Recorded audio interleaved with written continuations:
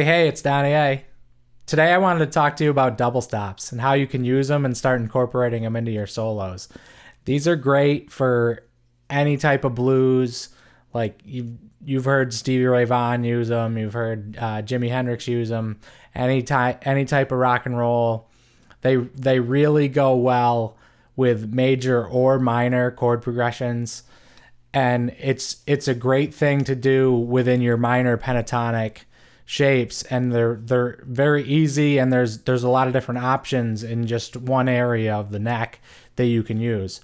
So if we're going to start with the minor pentatonic, and I'm just going to do the A minor pentatonic because everybody knows it. So if you take the form 1 of the pentatonic, it's 5-8, 5-7, 5-7, 5-7, 5-8, 5-8. And then that is where we're going to start. We're also going to add on the little extension into the form 2 of the pentatonic, which is if you go down your G string. So you have 5-7 in your form 1, and then you have 7-9, and then 8-10, 8-10, and you can play double stops on the high E string with the B string. We're pretty much going to stay away from the high E string right now. What I want us to focus on is just 3 strings, and it's really just the D string, the G string, and the B string. And you don't even really need to focus on the B string, but the way I want us to look at this is basically whatever note you're playing. Say if you're playing the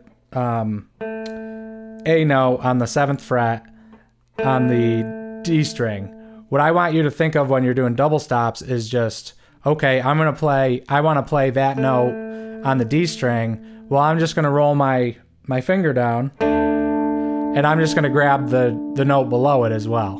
And in most instances, those double stops are going to work all the time. We're gonna have one exception in this lesson that we'll get to, but basically just play 2 strings on the same fret, and you can do it on the 5th string. So right there, I was playing the D and the G string on the 7th fret and then the 5th fret. So you have that there. And then if you're going to slide down, if you only focus on the D string and then you only focus on the G string, you just stayed by grabbing the D and G, you just stayed within that pentatonic box, that form 1 of that pentatonic. So there's 2 that are going to work a lot of the time over really anything that you play within the key of A or A minor. And this is obviously movable, so you could play it in E, you could play it in D. You just need to move your pentatonic scale with it, obviously. So the same thing, it's going to be the same thing if you're playing the G string. I want you to just grab, so if you're playing the 5th fret of the G string, I want you to, if you're going to play that single line, you can just roll your finger down instead of just fretting one note, fret that and the B string on the 5th fret. You have a double stop there. You have a double stop on the 7th fret that you can do. So you can do this in 2 different ways, and this would be the variation. So you can do it both on the 7th fret. So you're gonna grab a double stop there, and that would technically be part of your D major chord anyways. That double stop, so that works. And you can also on your B string, if you want to go down 1 fret so that you're playing your G string on the 7th fret and your B string on the 6th fret, you'd have a double stop there too on that note. And then if you're going to slide into this extension, so now we're on the 9th fret of the G string, you can play this the same way we just played the 7th fret. So you'd have the 9th fret on the G and the 8th fret on the B string, or you could roll it down and just grab just the 9th fret on the G and the B string.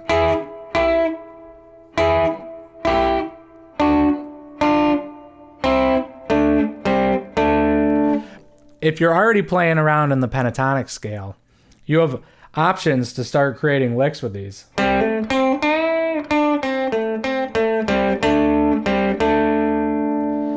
just basically, instead of playing the single lines that you've been playing around with, now you can just start playing double stops, and you can do little hammer offs off of them. And when you're doing your hammer off, you're gonna want to try and just hammer on to one of the strings, and you can do it on either of the strings. You could hammer on the D string on the 7th fret in this instance, or the G string on the 7th fret, and it's gonna give you a little different sound. And if by chance you mute out the string that you're not trying to play, there's really no harm, no foul there. And you could hammer on to another double stop too. So there's a lot of cool things you can do if you're playing this little A minor box.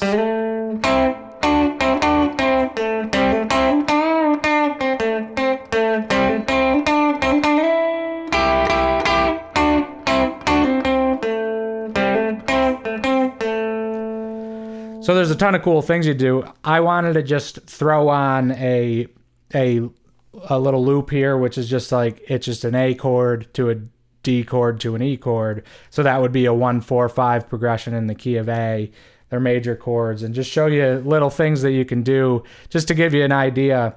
I'd recommend that you do the same, if you have a looper pedal, or just go grab a backing track, and you can do this in A minor, you can do it in A, and it's all going to work. You can do it over a blues shuffle. You could do it over some rock and roll riffs.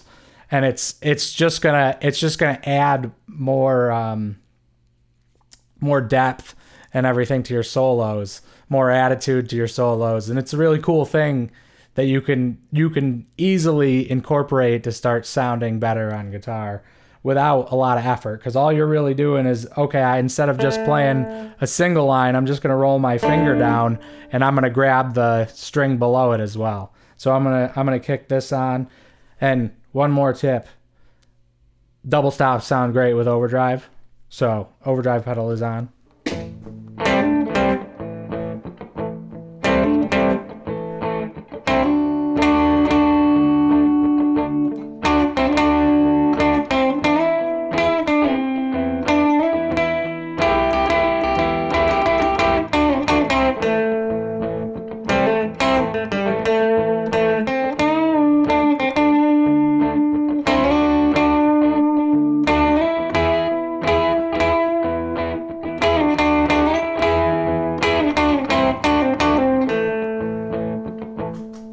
So it's really not that difficult what I'm doing here. One lick that I really like and is just taking this little walk back down. So if you're in this extension and you're doing the double stop on the 9th fret of the G and the 8th fret of the B.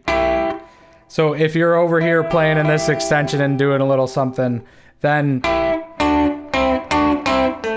to get back to that A note, which would be your root note of your scale, a little walk down type riff that I absolutely love to get back to that A chord is just to take that 9-8 on the G and B, and then 7-7 on the G and B to 5-5, both the 5th fret on the G and B. So that's how it starts, and then it goes just to 7-5, and then you grab back onto your A note on your D string at the 7th fret. So I'll do that again.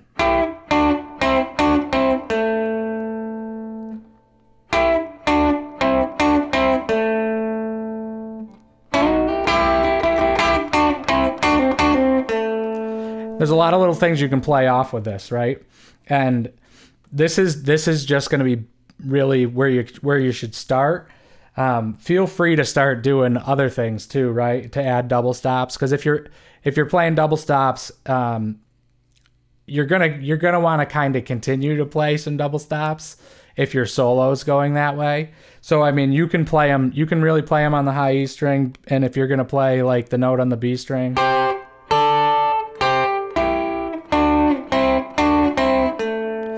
you can play them all over the place. And another thing that's cool, which I don't want to get too difficult here, but you can play these strings. So if you have one finger on the 7th fret and on the D string and one finger on the G string at the 5th fret, you can play those too. And you can do the same thing on the G string and the B string. So you could play the 7th fret on the G and the 5th fret on the B and play those together. It just adds a little bit of attitude, a little bit of dissonance to it from the intervals. And it's just really a really cool thing. And another cool thing that you can do, this is a little more difficult, but you can anchor your finger on the 5th fret of the B string, and then you can bend up your 7th fret on the G string.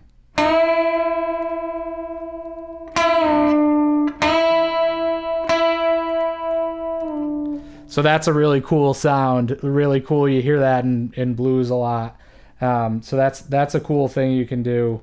If I was going to throw the loop back on and just try and show you, a little bit with that bend and stuff that you can do.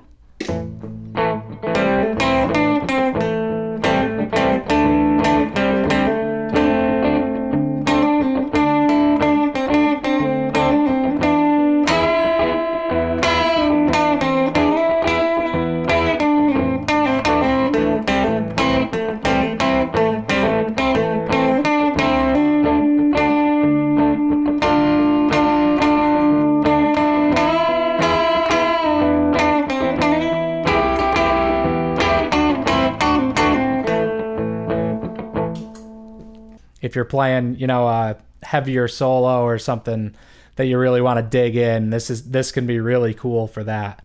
If you like this lesson, please hit subscribe. Thanks for watching. Talk to you soon.